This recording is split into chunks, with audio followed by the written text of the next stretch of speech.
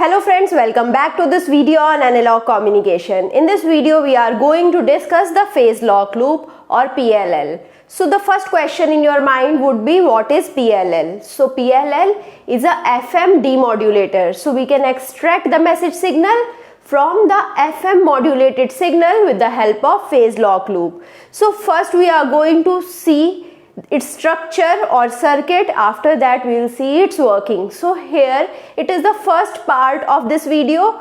So here we will be talking about the error function only. In the next part we will be having a detailed analysis of the demodulation technique of PLL. So now here in this video we are starting with the structure or the circuit of the PLL. So here we have the input modulated signal. So the modulated signal is fed to a product modulator. So this is a product modulator, and then it is passed to a low pass filter. So from here we will be getting V output T, but here we will be having a negative feedback as well. So in the negative feedback we have a voltage controlled oscillator. So it is connected negatively to the product modulator. So I can say this is the circuit of the PLL. So from here what we can see that PLL has a small circuit. Till now we have discussed very large circuit and the very complex circuits of FM demodulation, but here it is a very small circuit which can be built on the IC. So here if I am talking about the definition of phased lock loop, so it's a negative feedback system.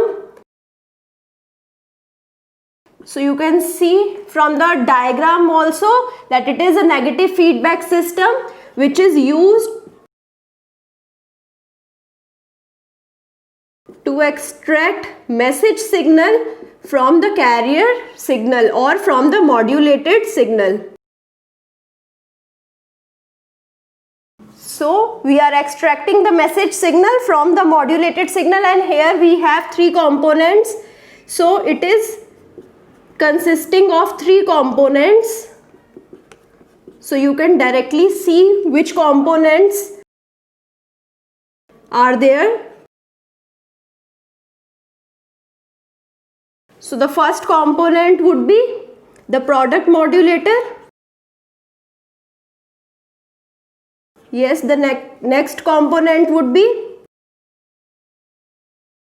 yes, it is VCO, and the third component would be low pass filter. So we have these three components, and only three components are making my phase lock loop. So we need to study it because it is a very popular type of demodulation technique and it is popular in exams as well. So now if I talk about the working, so the working of the PLL revolves around three categories. So it has a free running stage or free running range of frequencies. After that we have the capture range, and at last we'll be having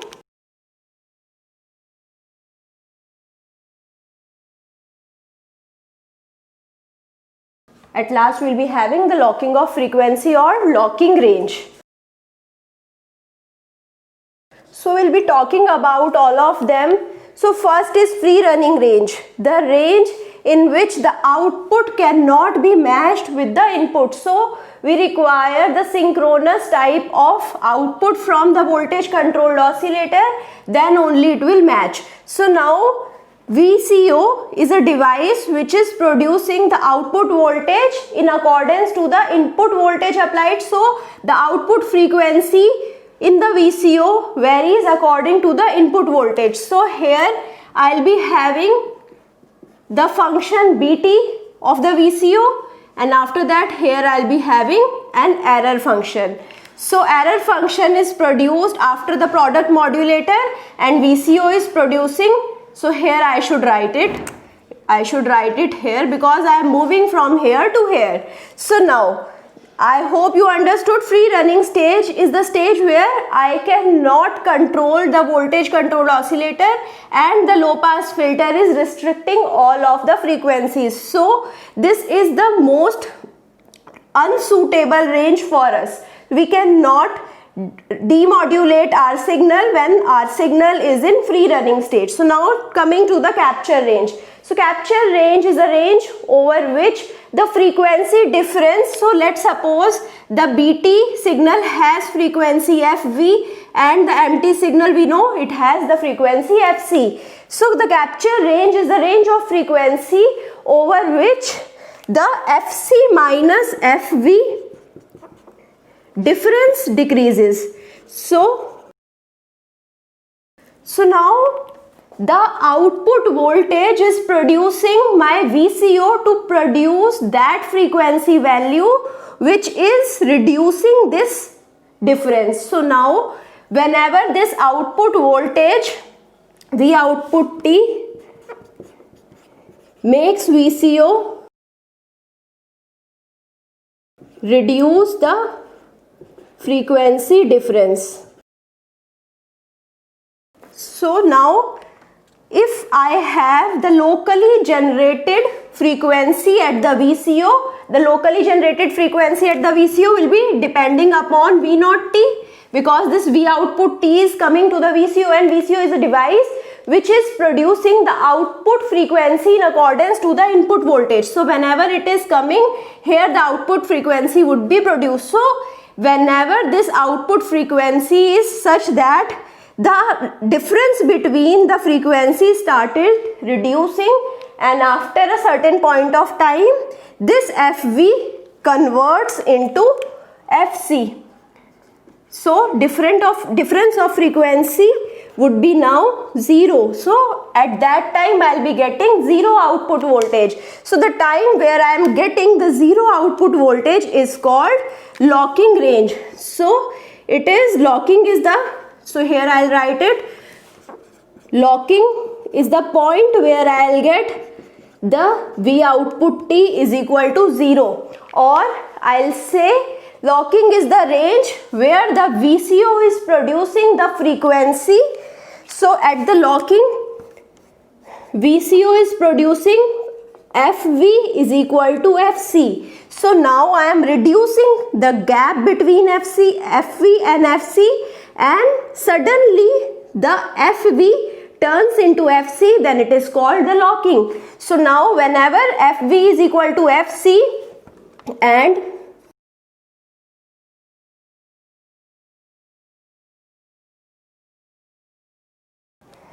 BT has 90-degree phase difference, then it is called locked.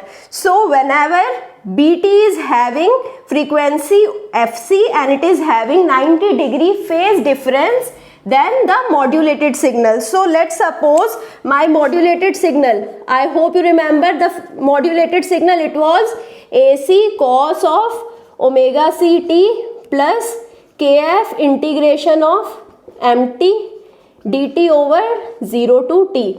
So now this is my modulated signal. So let's suppose I am taking kf integration 0 to t mt dt is equal to phi 1 t. So now I can represent my mt as, mt can be represented now as AC cos of omega c t plus phi 1 t. So now this is my modulated signal. So what would be my BT? So at the perfect locking,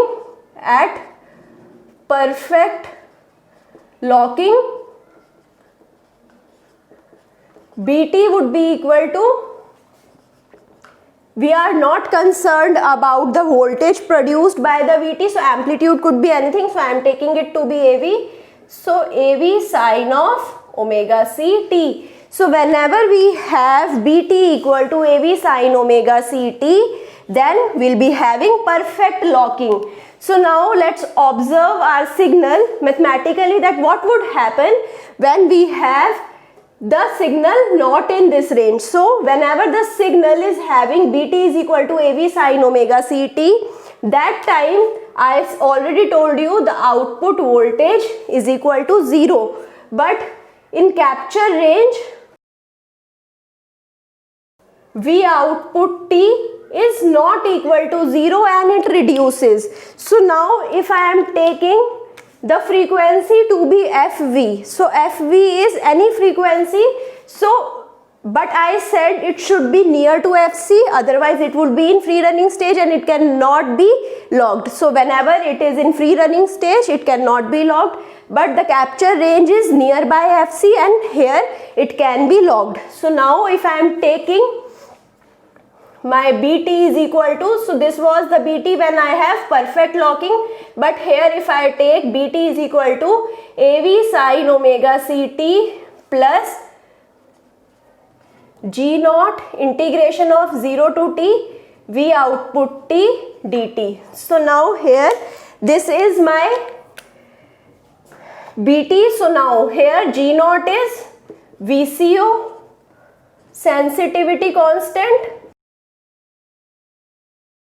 G naught is my sensitivity constant of VCO. So VCO output would depend upon V naught T. So this is how I represented the output from the VCO. So VCO is changing in its output in respect to the input voltage, and here the input voltage is V naught T. So now let's suppose for simplicity I am taking G naught integration of 0 to T V naught T dt is equal to phi to T. So this is how I simply represented the modulated signal. So if I have to represent Bt, how I can represent it? It would be AV sine omega Ct plus this I represented by phi to T. So now what is happening? Let's analyze mathematically what is happening inside this circuit. So Mt is coming and Bt is coming. In the product modulator both are multiplied, but here the negative of Bt is multiplied. Remember this is the most common mistake which you all do, that you skip this negative sign. So here when these two are multiplied, Mt is multiplied with negative of Bt. So if I need to find out the error function is the output. So Et is equal to Mt into minus of Bt. So this is my error function. So now I hope you understood. So here I'll be just doing the simple mathematical calculations to find out what is the error function. So Et can be found out using Mt into Bt. So what was my Mt? It is AC cos of omega Ct plus phi 1 T. Now it is multiplied with minus Bt. So I am taking minus sign here. So Bt is AV sine omega Ct plus phi to T. So now here we have AC into AV, which are constant. This is amplitude, it would be constant. So here this is a function of time, it's also a function of time. So here we have cos A sin B. So here we'll be applying the formula of cos A sin B. So here Et would be minus AC AV upon 2. So because we are applying the formula of 2 cos A sin B, so here I'll be multiplying with 2 and divide by 2. So here it would be sine of A plus B. So this is my A and this is my B. What would be the A plus B? So omega Ct plus phi 1 T plus omega Ct plus phi 2 T. So we have 2 omega Ct plus phi 1 T plus phi 2 T. So now this is my sine of A plus B minus sine of A minus B is there. So minus sine of, what is A minus B? So this is A, this is B. So A minus B would be omega Ct and omega Ct would get cancelled out. So we have phi 1 T minus phi 2 T. So this is my sine of A minus B.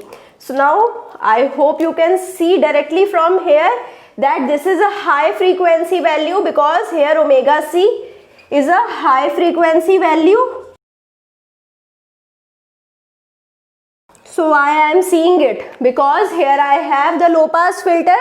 So what error function I'll be considering? I'll be considering the error function.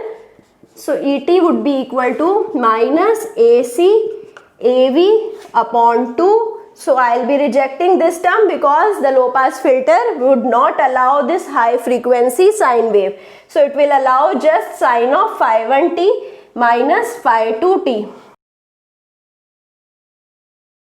So let's suppose I am denoting phi 1t minus phi 2t is equal to error functions. This is phi et. So here et would be equal to, so here it was minus and minus would get plus. So here I'll be having 2 minus, which makes it plus. So here I'll be having AC AV upon 2 sine of phi e t. So now I already told you this error would be very less because it is already in the capture range. We are studying about only the capture range things. So now here I'll be saying that phi e t is very less than 1. So when it is very less than 1, so that time sine of phi e t would be nearly equal to phi e t. So now I can classify my error function as AC AV upon 2 into phi e t. So this is my error function now. So I hope you understood how I found out the error function. So error function just depends upon phi e t, and what was phi e t? Phi e t was phi 1t minus phi 2t. So here I have stopped until the error function. So from here you can see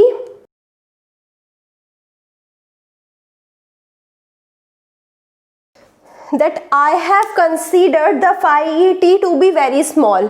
So whenever phi e t is not very small, that time phi 1t minus phi 2t would be high. So when I am considering this to be high, this difference would be high. So now when this difference would be high, this sine term would be a high frequency term. So this phi e t would be high, and sine of high frequency would be a high frequency term which would not be passed by the low pass filter. So from here I can see the low pass filter is allowing only small frequency values, and whenever phi e t will be having high frequency, it will not allow the high frequency value to pass. So whenever the frequency difference is very high, phi 1t minus phi 2t is very high, that time the output voltage would be 0. So don't confuse it. The output voltage would be 0 in the lock-in range as well and in the free running range as well. So whenever the output voltage is 0, I can say it is locked or it is in free running stage. So now I can say lock-in range is higher than the capture range. So capture range is the range over which the output would be reduced and suddenly it reaches FC. Now lock-in range is the range over which if one time it is locked, after locking, this range over which the frequency can vary to get again back to the lock-in range is higher than the capture range. So we'll be discussing about it in detail in my next video as well. So for now, consider that lock-in range is greater than capture range, because the low pass filter would not now restricts, and at high frequency also I can transmit my value. So at high frequency the signal will transmit, and it can, when the signal is transmitted, then only the output voltage can correct the VCO frequency, and then only the error function would be corrected and the circuit again will move to the lock-in range. So I hope now you understood why it is greater than the capture range. Still, if you have any doubt, we'll discuss about it in the next video as well. I hope you like this video. If you like it, share it with your friends, subscribe to the channel and push the like button. Thank you.